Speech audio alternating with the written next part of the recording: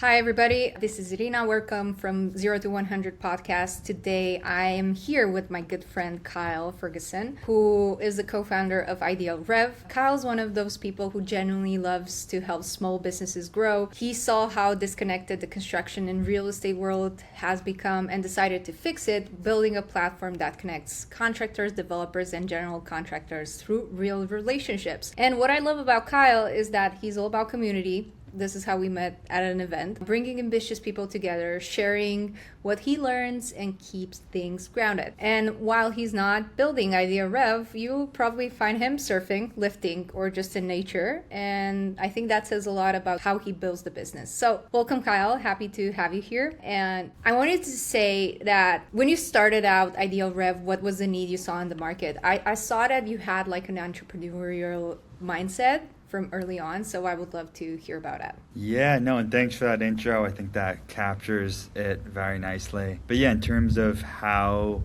I came across the opportunity with Ideal Rev, it really is all my experience kind of adding up to seeing this opportunity.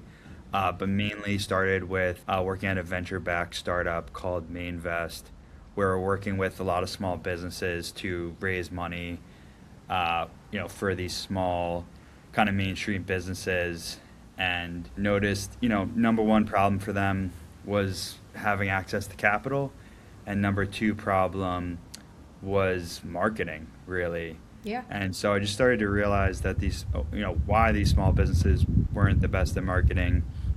And it's because they're a small business, they have to do everything themselves, and they really couldn't afford to hire like a really talented marketing person.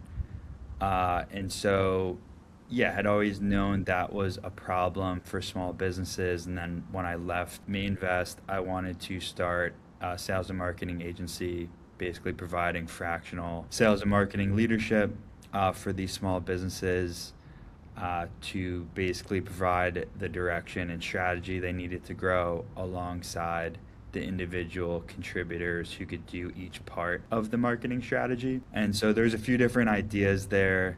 We didn't want to run it like just a traditional agency. We wanted to kind of build it more into a marketplace. But first things first, we had to make some money. So we were just, looking for small businesses, working with pretty much anyone who kind of came our way, but mainly tech companies, because that's where my experience was. And then a lot of ups and downs, kind of getting it going. And then randomly came across a commercial construction company that needed help with sales. And I realized, like, okay, this is it. This is where there's a huge problem to solve, because a lot of commercial construction companies simply aren't good at marketing. A lot of these guys came up through the field, they came up through project management, and then they went and started their business. So they never really learned to market their company. And so I just saw a huge opportunity there to help them and basically become the connectors in this industry, where as we start to build up our network and connections, among our whole company, among our team of sales reps, we really are able to leverage those connections, connecting whether it's developers and GCs or GCs and subcontractors. And so we're really becoming the connectors in this industry. You know what's funny? That people say that with AI right now, software is so cheap. Like it just shows how complicated it is to do marketing. And I think that's funny because you saw it in real estate, but I think it also applies to other domains as well very well. So I think it's a great idea. And also what I liked about, when we talked the first time, I liked the fact that you wanted to bring value. You didn't want just to take. And I wonder, because you chose this path, which is like different a way to do business, what has been like an important challenge in growing Ideal Rev you think made you successful, and you think other people starting out or in the depths of it could benefit from it? Oh, yeah, there's so much. I feel like it really, one of the things that I think has really helped me is just being grounded and self-aware, and kind of this balance of being healthily paranoid and kind of examining every angle of what you're getting into. So you're kind of constantly questioning if what you're doing is the right thing, but in like Yeah. a but also while also having the optimism of like Yeah. once you kind of find something that you have conviction about, you really focus in on that and just go for it. And then I think once you do kind of figure out what works, I think kind of putting those blinders on, focusing in, kind of getting one plate spinning at a time. So you're not, as entrepreneurs, we're ideas people. We see all the opportunities Yeah. out there, and once you do find your opportunity that is good and scalable, to really focus in on that. And that's something we struggled with for a really, really long time. I mean, we still struggle with it. It's like a muscle I've had to train myself on to just focus on the core opportunities and kind of have to say no to a lot of other opportunities. I know exactly what you mean. So I'm happy to have you today on our podcast because you said Yeah. yes to it. And I wonder related to that because focus is so difficult, and I do relate a lot to what you're saying. Like when you find something that works and you scale your business, you need to become more focused, which is kind of strange because there are more opportunities coming to you and you want to do all of them. What is one thing that you thought that would be hard that actually turned out to be easier, and vice versa? One thing that I thought would be hard but ended up being easier. I wish I had one of those. I think it's the opposite. I have a lot where I thought it was easier and it ends up being harder. And so that is it almost feels like that is always the case, and I guess it's because I'm an optimist. Yeah, to be honest, I don't think I have any case where I thought it would be hard to be and end up being easier. I think sometimes you just get lucky. Some things you just kind of hit on the head, and it's just a matter of kind of doing enough things, tempering those expectations. Then it could be hard, it could be easy. You're just going to kind of go into it step by step, and some things hit, but the easy things I think only came because of all the trial and error. Yeah. So, No. yeah, I wish there was something easy about this, but there's That's not. That's funny. I was talking to my co-founder today, and we were talking about this factor of luck. And no matter how much work you do and how hard you work at something, at some point in your journey, you need a bit of luck that turns things around for you. And also, I think things usually take twice as much time as you think they do generally, and that has been my experience as well. So thank you for being candid about it. When you're talking about developing and opportunities and setting yourself up for luck, what do you think it was more powerful to you and like your company Ideal Rev? Was it word of mouth? Was it partnerships? Was it outbound sales? What was the thing for you that was powerful? Back to kind of that balance between trying a lot of things and keeping an eye out for opportunity and focus. I think when I was just starting, you do got to kind of try a lot of things, right? Until Yeah. you land on the stuff that really works, and dialing it in. And I think where we got a lot of serendipity or luck was just networking a lot and talking to a lot of different people, and taking those extra meetings, which sometimes now I turn down because I'm so busy and I know what I need to do. But in the beginning, we did get really lucky by just being really curious, and um, it, I think a lot of us founders joke about having ADD, but I'll just be like ADDing, like going through LinkedIn and seeing all these different people doing different things and being like, oh, I'm gonna reach out to this guy, or I just read a Twitter post about something and I'm just gonna go ahead and just execute that strategy real quick. I'm gonna go and make these improvements on my SEO. But yeah, one of them was like for example, yeah, the networking thing though. I think networking is honestly the number one kind of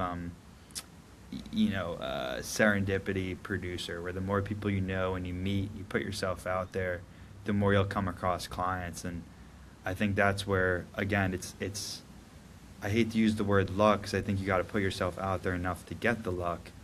But I think I got pretty lucky with some events and meeting people who really made a big difference in the business.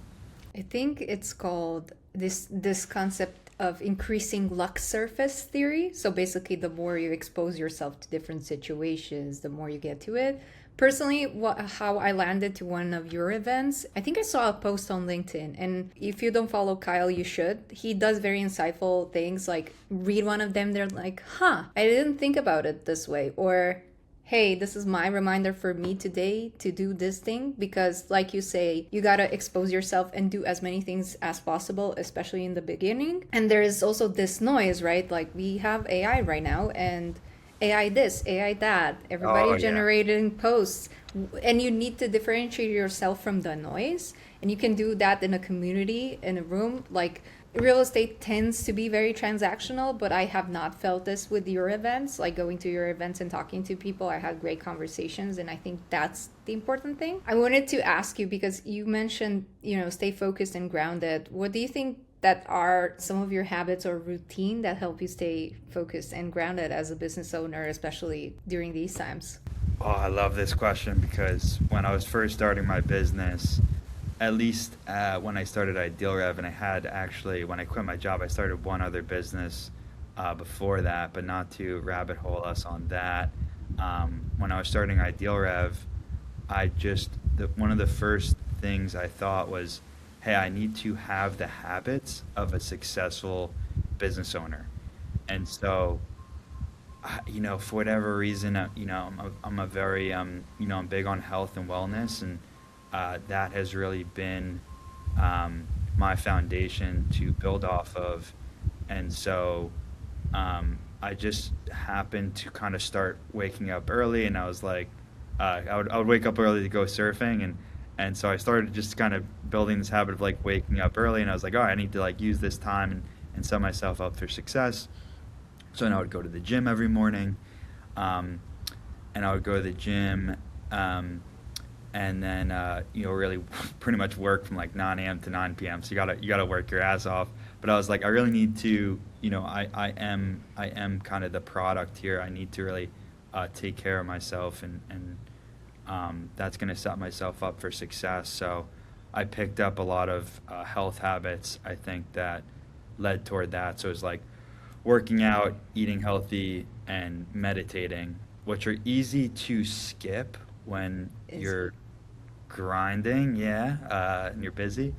But I think what's better to skip is like checking your phone, doom scrolling Instagram, Netflix, going out with friends and getting hammered. I think skip all that stuff. Yeah. But do the the stuff to take care of yourself, because that really set me up for success in a lot of different ways. Do you think surf helped you be more focused? Because I don't surf, but what I see from people is like you get on your board and you gotta ride the wave and make sure you do it in a way that you don't hurt yourself. Do you think that helped you stay focused? Like, do you manage to shut your mind off when you surf? Yeah, no, for sure. So I think it helps in a lot of ways. So I think, for a big one for entrepreneurs is, again, we don't want to turn off. We don't want to not be grinding and working toward our goals and all that. And so, but there's some studies out there that when you go and get your mind off of things, usually it's an activity, whether it's a long hike or surfing or running, everyone's got their thing. Your brain's doing a lot of work in the background and kind of processing things, and so yeah, I think that really does help, and I think also surfing is just an incredible metaphor for entrepreneurship, where it's really difficult, and you gotta most of it is actually getting waves on your head and struggling and fighting so hard to get that right wave. And then you finally get out there, and you gotta be patient. You gotta pick the right wave, and you pick the wrong wave, and you fall, and you fail a lot. But you gotta have fun failing. And so, yeah, I think part of the mindset of surfing, um, I think I've ported over to entrepreneurship.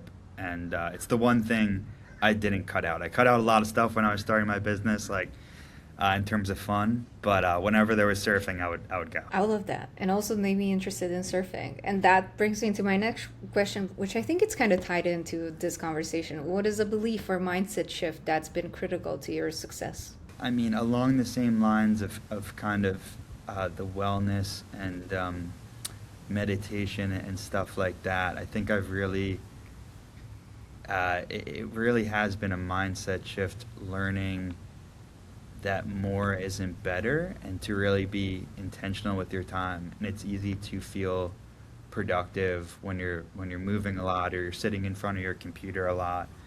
Um, but I still have to teach myself that it's like, look, it's not about how much work you put in. It's really choosing the right things to work on. That is very true. That is very true. Yeah. And going back to it, so like you calm your mind, but I want to go to the aspect of building relationships. I think what personally you've been very successful at is being very genuine in how you build your relationships. And it also feels like, selling anything or providing a service in real estate, no matter if it is construction, commercial, whatever that is, I feel like you gotta be good at relationships. You gotta be a good person. If not, people are gonna figure that one out. So when you talk to construction and real estate companies, what do you think it's essential for them when choosing collaborators and partners like yourself? Yeah, I think it comes down to you have to be genuine. You have to really like people, and you have to provide value and give up front. Because if you're working with someone who's so tit for tat or transactional, I think it just really it creates a lot of friction when Yeah, everything's so transactional. And when when you're a giver, I really believe that's going to come back to you. And when you really genuinely enjoy what you do, um, you're going to give more than you take. And funny enough, it just always ends up coming back to you. true. Um, so I think, if y- I think a lot of people don't like give enough, and they think about what they're going to get. Yeah. But you gotta, for whatever reason, I genuinely enjoy that. I think some people struggle with seeing the point in it, No, no, I get it. but I think that's made a huge difference. Yeah, yeah. I mean, you know how it is. Some people just want to get into an industry because they think it's a quick rich scheme because real estate Yeah, historically just build a lot of wealth and yeah, generational wealth. But I think the industry manages to weed out people that are not genuinely interested about the domain, and also they're not interested in providing value. Some of the best people that I've met are in real estate, and real estate powers a lot of, LPs and powers a lot of the tech investments that we see nowadays. So I think it's very important to our economy and society. When you start out to build a relationship with partners or clients, how do you approach building that trust? What is your process, or how do you approach that situation? yeah. I think along the similar lines of wanting to give more than you take, I think a lot of it boils down to the core philosophy of having empathy for our fellow human beings. And so being genuinely curious in them and asking about them and learning about them. Um, I think that's always my go-to way to build relationships, and asking questions and getting to know what they actually care about. And people love talking about themselves. So just like right now, I'm loving this. You asking me questions, I gotta just spill my brain through. It's great. So I think that's the key thing that if there's one thing you're gonna do and keep in mind when you're building relationships, it's like focus on them, get to know them uh, before you start, talking about yourself and asking for things. I think it's a great advice. And also, I remember you had a great post on LinkedIn regarding this, where you said you don't you everybody studies sales tips and tricks, you study human behavior. And I think Yeah, that, I think it today's society is like It's so real because everybody is trying the next AI outbound situation. Let me do this AI who is doing personalized emails. Everything, so like we lose some of that human touch, and I think connections after all, at the end of the day, people are doing deals with people and they're buying from people. They're not specifically buying from an AI. And I resonated a lot. I think I'm going to link the post in our episode notes because I thought that was very, very good. And it's a very different take from what you actually see on LinkedIn nowadays, right? When you should automate Sales this and do tips, yeah. sales tips. That's the stuff that gets clicks. No one wants to hear, oh, it's just good old fashioned hard work. But what I love, quick on the AI thing, the thing that I love about that makes me feel safe in my job is like, it comes down to trust. In sales, you want to trust the person, and AI is never going to pay in blood. You know what I mean? Like, AI has nothing to lose if they sell you the wrong product. Like, I think that's why people always buy from people because, we don't want to ruin our reputations, and I think that's going to be really hard to change. Yeah, I totally agree. Like when I talk to people, I'm like, I'm not worried because the trust that took you years to build, they're not going to take it one way or another. I'm curious when you build a relationship and I'm not sure if you do this anymore, but how do you approach a cold outreach in a way that feels authentic and not transactional? Like when you want to land a conversation with somebody. So I still do it myself. We have a team of sales reps that works for us and is, representing commercial general contractors. And that is their job every day to reach out and start those relationships. And so few big ones. I think number one is when you're calling someone, or reaching out, you want to sound more like a friend than like a salesperson. I think as soon as you trigger that, it's binary. Is this a salesperson or not a salesperson? As soon as you trip that switch, and Go off I think script. people tune it out. So like, you always want to kind of whatever salespeople are doing, whatever sales advice the gurus are giving, just don't even do it because if everyone else is doing it, you want to stay away from that. So it's like, one, sound like a friend. Along those lines, be aware of your tone of voice. You don't want to sound too formal and pitchy and perfect, but you also don't want to sound like monotone and boring. And then back to what I was saying before, usually a good question is a great way to start. So you want to kind of qualify them. You want to get them started talking. And try to make it about them. So when you reach out to someone, it's not, this is my product. It's like, hey, I noticed XYZ about you. For those reasons, I thought it'd be worth reaching out and keep it casual. Yeah, no, I get it. Like, it's a great advice. I received tons of cold outreach, and usually I reply because I've done cold outreach, and I'm like, I'm sorry, man, this is not a fit for what we're doing. Like, sure, you gave me the rundown with what you're doing, but I don't have the time to actually figure out if it fits in my business. And you said you have a team of people. What is the qualities that you look for your team members? Like you said, you have a team that does the sales part. Like, what did you look out when you were hiring specifically for those roles to, fulfill what you said to be human? Yeah, that's something that we learned the hard way here. Is we in the beginning we were really looking for the resume and kind of the more technical stuff. Yeah. And we shifted toward that mindset of hire for character, which sounds so ambiguous. It's one of those things where you have to kind of learn it yourself and see how it works. But we hired a lot of people who had looked great on the resume, had a lot of experience, performed really well in the interviews because they're just, they're good Used corporate people. Yeah, they're probably used to it because they're always looking for new jobs. But but it's so hard to hire for character and kind of suss that out. But for us, it's really people who are hardworking and so have a history of overcoming challenges, genuinely like talking to people since that's their job, are loyal um, and yeah,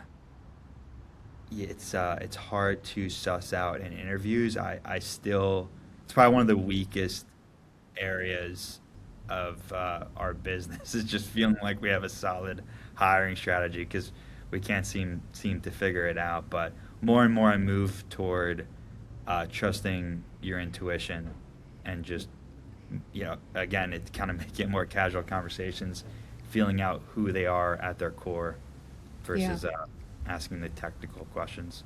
No, I agree, and I say that from our own experience as well. Like my thesis was to hire underdogs or people that didn't have like an Yes. obvious background for it, and make them go off script because you train a lot for an interview, right? There are tons of applications. You want to land a job, it's justifiable, but it's also like a culture fit for the company. Like, are you gonna fit in what we're building and what we're doing?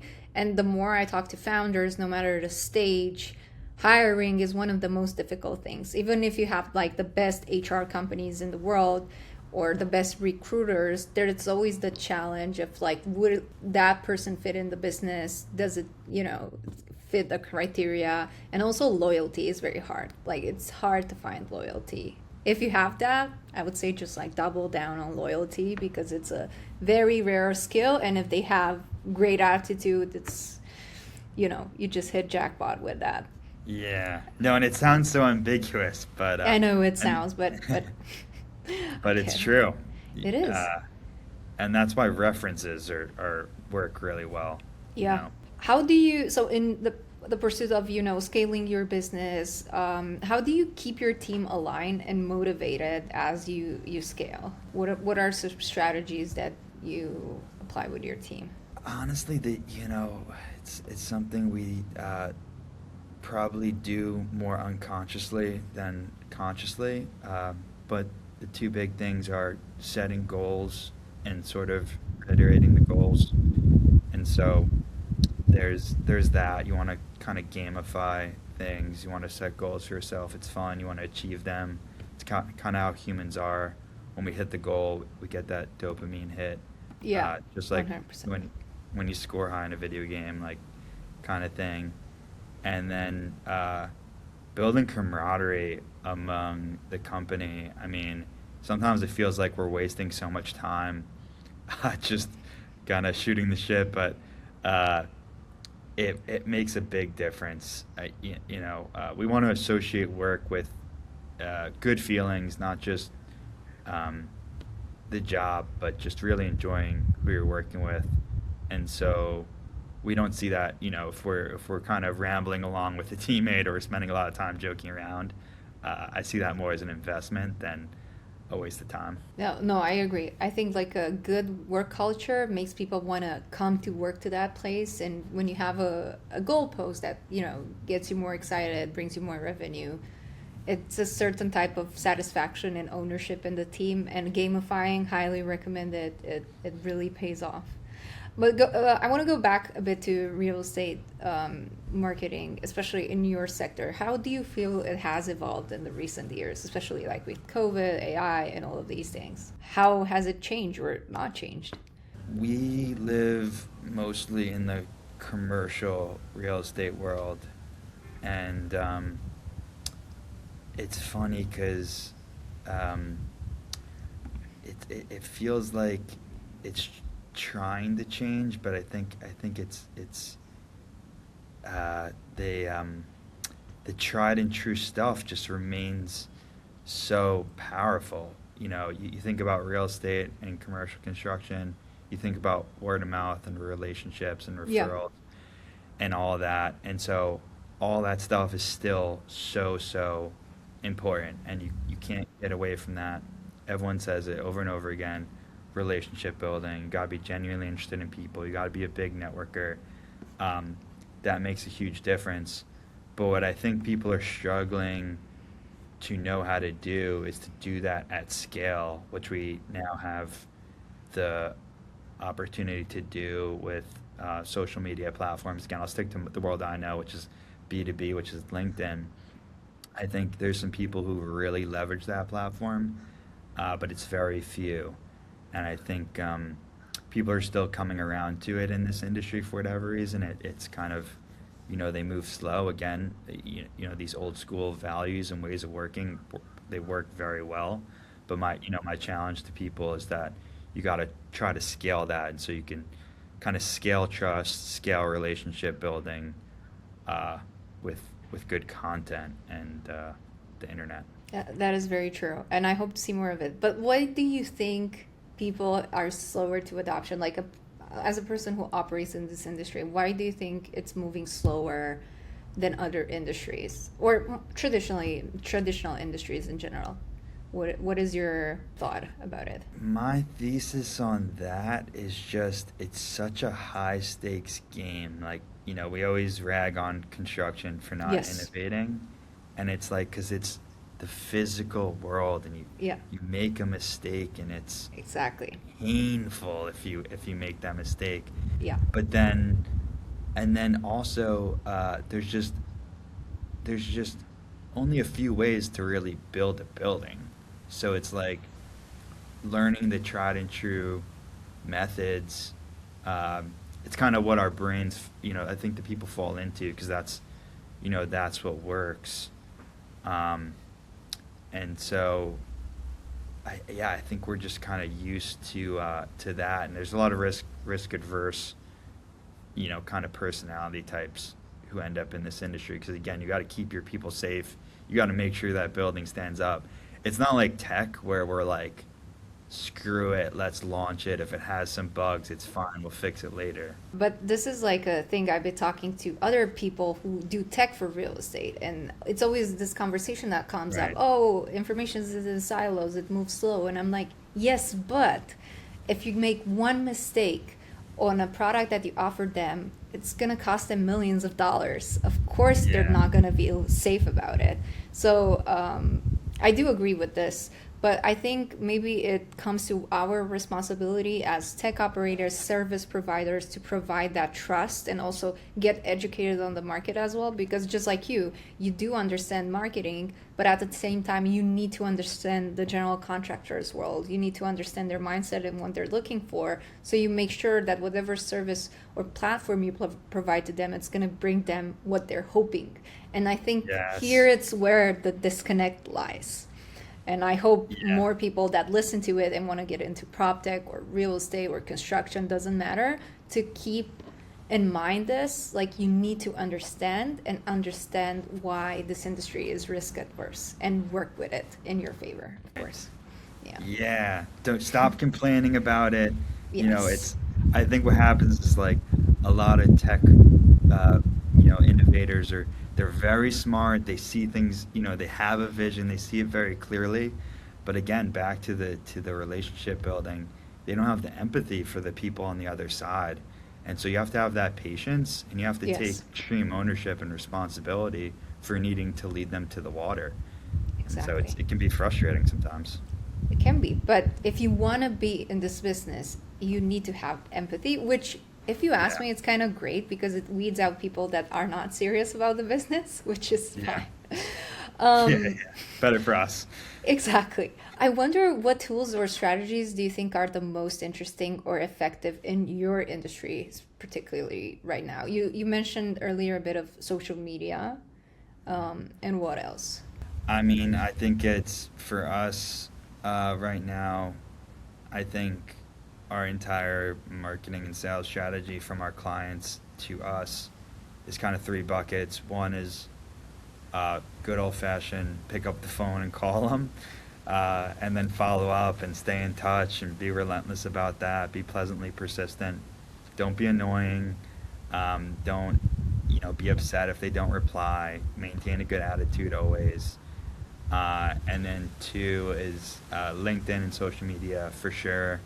I think I think people struggle to come up with what to post about, but I think if you just kind of pay attention to the conversations you're having with people, the challenges you face on a day-to-day basis, I think you'll start to find things that you can post about and share with the world. And don't be scared to put yourself out there. I think I was so like I thought about that in the beginning, and now I don't care at all. I don't think about it at all. I'm just like, I need to post. Like, I have ideas. I want to get them out there. So that's two. And then three is the events. So just hosting events and getting out there into the real world. I think that's big. And frankly, we haven't generated the most business from our events. But I don't know why. I just feel like responsible to build the community and get out there. And I think people trust me more because of it. They see like, all right, I'm out there in the community. And so I think it's benefited in that way. And that's kind of the three pillars we're going to focus on for the next foreseeable future. That's good. And yeah, double down on trust. I also feel responsible for community as well. I wonder, since you're also building a platform, how do you see technology changing the way relationships are built in the sector, in real estate and construction? Because you told me like, hey, we're going to social media, you're going to pick up the phone. Do you see any way in what you are building right now that can lead a change? Like building relationships, kind of the broader category of sales. It's hard to say in terms of the building relationships category how tech might help, but I'll talk about in like the sales category. I think number one is the research and list building and finding people to reach out to. I think that's going to improve drastically with AI, and that's where we're looking to really leverage AI. I mean, there's one of the biggest challenges with sales and knowing who to build relationships with. Exactly. AI is going to help us a ton with that. It's going to connect us with the people who are actually a fit for our services. So I think that's huge. And then two is kind of the I'm hoping, and I've yet to find a platform that's really good at this. But I know you're doing something along these lines in the real estate world. All the boring kind of CRM related stuff and logging notes and keeping track of it and inputting data and remembering to reach out to someone. Kind of, I hope to see a better kind of CRM and kind of co-pilot.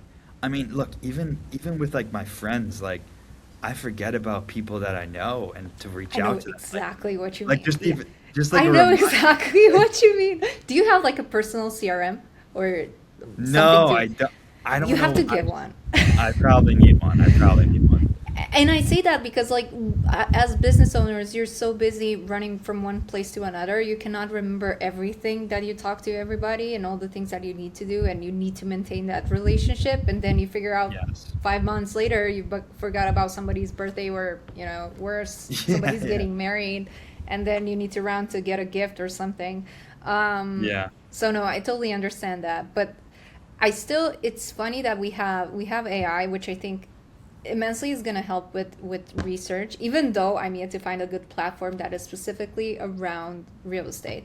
I still think, I don't know how it feels for you, but for us, that means like a lot of, there is some real estate data, but because, people in this industry are not really there, it's like, how do you find them? How do you reach them? Because you get generalists like emails and you want to talk to the person directly.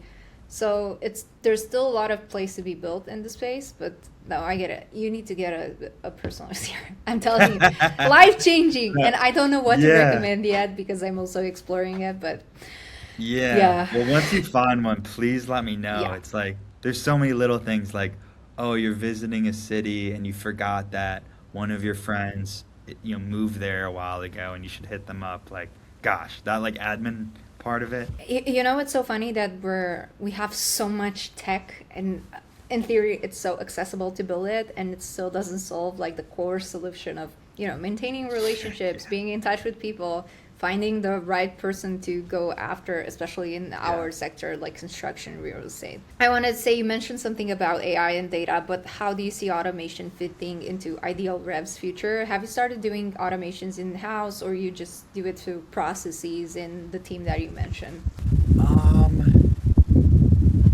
I think I wish I had more time to experiment with it. Probably don't have as much automation as we should. Again, it comes back to kind of the philosophy of like some of the good old-fashioned stuff. just works the best. And sometimes I get worried about automating stuff because Yeah. it's gonna, might kind of uh, make us lazy. But I do really, really, really want to automate just scouring the internet for, um, different signals that people would be a good fit uh, for our client services and for our services. Um, we probably should automate. We used to do a lot of automated emailing, and again, it's one of those things where I think for whatever reason, when we stopped doing it and we started doing kind of these one-off personalized emails, I think we got even better results doing that. So sometimes the automation's a trap that can make you lazy, but I want to find if I'm gonna kind of ramp up the automation again, I think it needs to strike that balance of like what should be automated and what shouldn't be automated. I relate a lot to this because we've recently done a webinar for automations in real estate. And in order to do that, I did a combination of automations and also personally reaching out. And just like you said, the Yeah. personal touch worked better, which is funny Yeah. because the thing was about automation, and the tool that I was using was getting stuck and disconnected from the sequence that I was doing, which was annoying because ultimately I ended up doing it myself. So Yeah. while we talk about automations, I think you can automate certain parts of the business and certain parts of that you're doing. And like you said, you need to also measure, like, does it bring enough value? Does it bring a genuine connection? And it's funny to hear that from you as well. Yeah.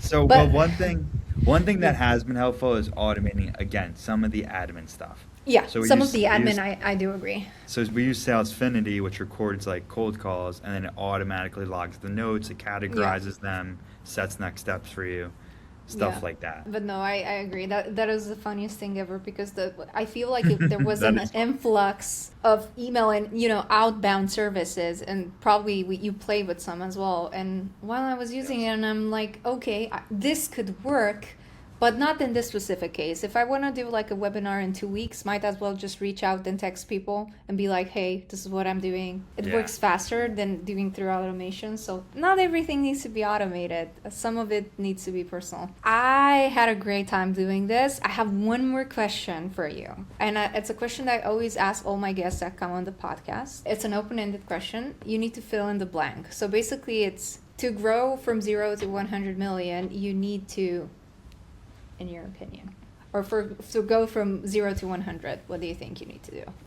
Yeah, I think it's the whole trial and error thing. You need to constantly be curious and find new opportunities, and then constantly refine it, doubling down on what works and cutting out what doesn't until you find what you should focus on. I agree. Constant iteration it is. Okay, thank you Yes. so much. I'll leave in the notes description where you can find Kyle, work with Ideal Rev, see what they're doing. If you operate like on the general construction side, you need somebody to work with, you know who to call.